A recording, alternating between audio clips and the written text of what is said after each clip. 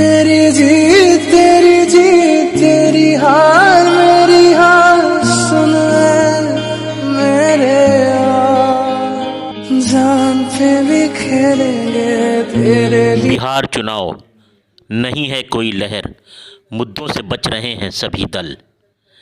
बिहार विधानसभा चुनाव का भी गुल बच चुका है और प्रथम चरण का मतदान आगामी 28 अक्टूबर को होना है, लेकिन अभी तक वैसी चुनावी गहमागहमी आम मतदाताओं के बीच नहीं देखी जा रही है जैसे इससे पूर्व चुनावों में बिहार की ज़मीन पर देखी जाती रही है।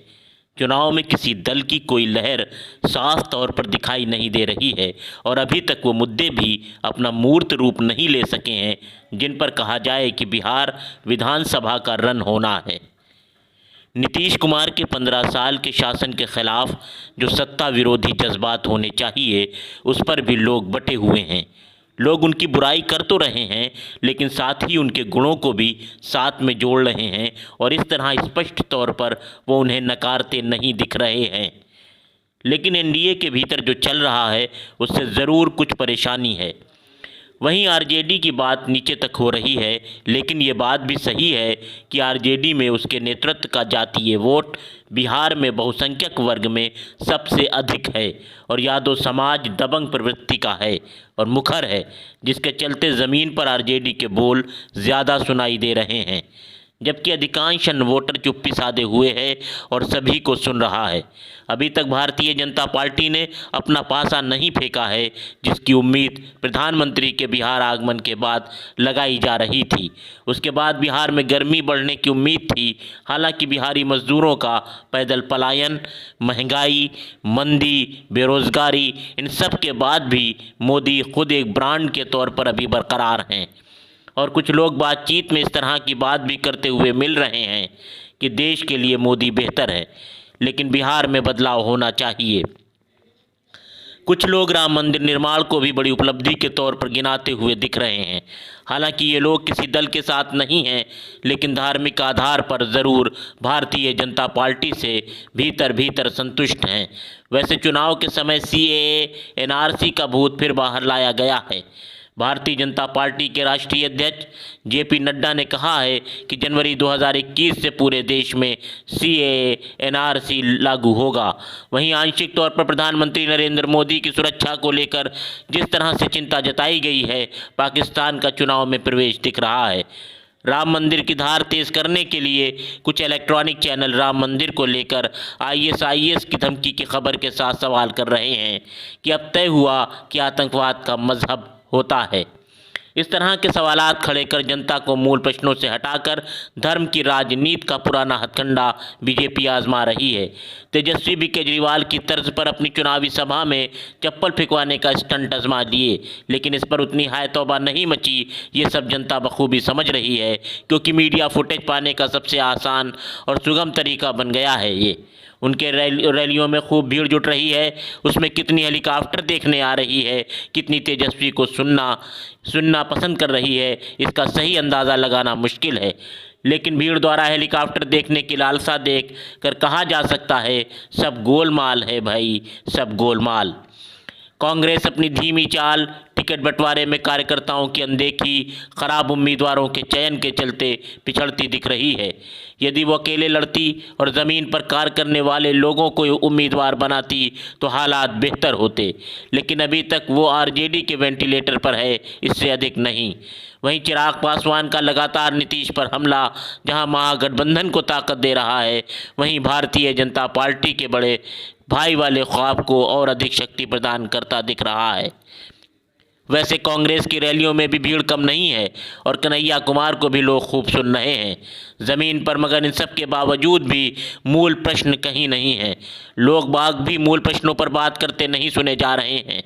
कुल मिलाकर पलायन और कृषि बिल कोई मुद्दा नहीं है, मुद्दा है तो बस नीतीश को हटाना।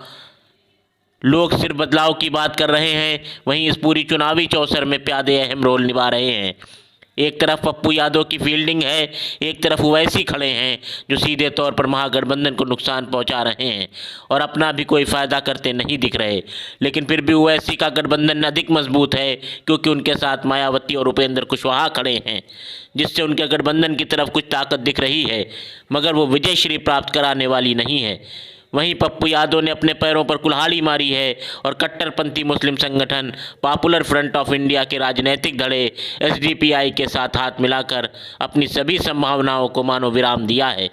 लेकिन ये गठबंधन भी आरजेडी और जदयू दोनों के वोट काट रहा है। हर सीट पर अलग लड़ाई देखने को मिल रही है। कहीं लोग दल को वोट देने के मूड में हैं, लेकिन प्रत्याशी से नाराज़गी के चलते ऐसा विकल्प तलाश रहे हैं जो उनके हिसाब से सही है, और ऐसे में निर्दलीय उम्मीदवार भी कई जगह चौंका सकते हैं। इस पूरी चुनावी बहस में जहां सभी पार्टियों को नफ़ा नुकसान के समीकरण समझने के प्रयास हो रहे हैं, वहीं पीपुल्स पार्टी को चुनावी विश्लेषकों द्वारा नज़रअंदाज किया जा रहा है और उनके प्रदर्शन पर लोग नज़र नहीं रख रहे हैं। जबकि सच ये है कि इस नई नवेली पार्टी ने जिस तरह का प्रयोग किया है, ऐसी वहपों की स्थिति में जब कहीं कोई वास्तविक लहर नज़र नहीं आ रही है, कोई चमत्कार दिखे तो हैरान होने जैसा कुछ नहीं होगा, क्योंकि सभी राजनीतिक दलों से युवा कहीं ना कहीं नाराज़ हैं और ये नाराज़गी अगर पढ़ा लिखा नेतृत्व तलाश करने की तरफ मुड़ती है तो परिणाम बदले दिखेंगे। और यही बड़ी बात नहीं होगी कि बीजेपी को सबसे अधिक नुकसान इस दल से होता हुआ दिखे, क्योंकि सबका ध्यान चिराग की तरफ है कि वो जदयू का नुकसान कर रहे हैं। वहीं पप्पू यादव और ओवैसी दोनों मिलकर महागठबंधन और एनडीए दोनों को कहीं ना कहीं नुकसान बराबर से दे रहे हैं, क्योंकि जहां ओवैसी लड़ रहे हैं वहां महागठबंधन का नुकसान है और जहां कुशवाहा हैं वहां एनडीए को कुछ डेंट लगेगा। ज़्यादा नुकसान जदयू को होगा, लेकिन पुष्पम प्रिया की पार्टी बीजेपी को नुकसान दे रही है। ऐसी स्थिति में एक बात दिख रही है कि बिहार में अगर जदयू का नुकसान अधिक होता है तो नीतीश मुख्यमंत्री नहीं होंगे। वहीं आरजेडी के साथ भी ये मामला है कि उनकी सीट अधिक होगी, लेकिन सरकार बनाने के लिए काफ़ी नहीं होगी। ऐसे में या तो महाराष्ट्र फार्मूला दोहराया जाएगा या फिर बीजेपी का मुख्यमंत्री जदयू के सहयोग से होगा। मुसलमान जो अभी बटे हुए हैं और अधिक संख्या में महागठबंधन के साथ बड़ी नाराज़गी के साथ भी हैं, अगर बीजेपी को बड़े भाई की भूमिका से रोकने का प्रयास करते हुए जहां जदयू है उन सीटों पर उसके साथ खड़े होते हैं तो तस्वीर बदल सकती है और भारतीय जनता पार्टी का गेम प्लान फ्लॉप हो सकता है, क्योंकि जदयू अगर बहुत अधिक नुकसान नहीं उठाती तो बीजेपी का दबाव कम होगा। वहीं इस रणनीति से महागठबंधन में भी तेजस्वी की ताकत निरंकुश वाली नहीं रहेगी। अब देखना ये है कि आखिर परिणाम क्या होता है, लेकिन ये बात तय है कि लहर जैसी कोई चीज़ नहीं है और अफसोस ये कि जनता अपने मूल मुद्दों से खुद भी दूर है और धर्म और जाति के नशे में झूम रही है। परिणाम 10 नवंबर को आना है।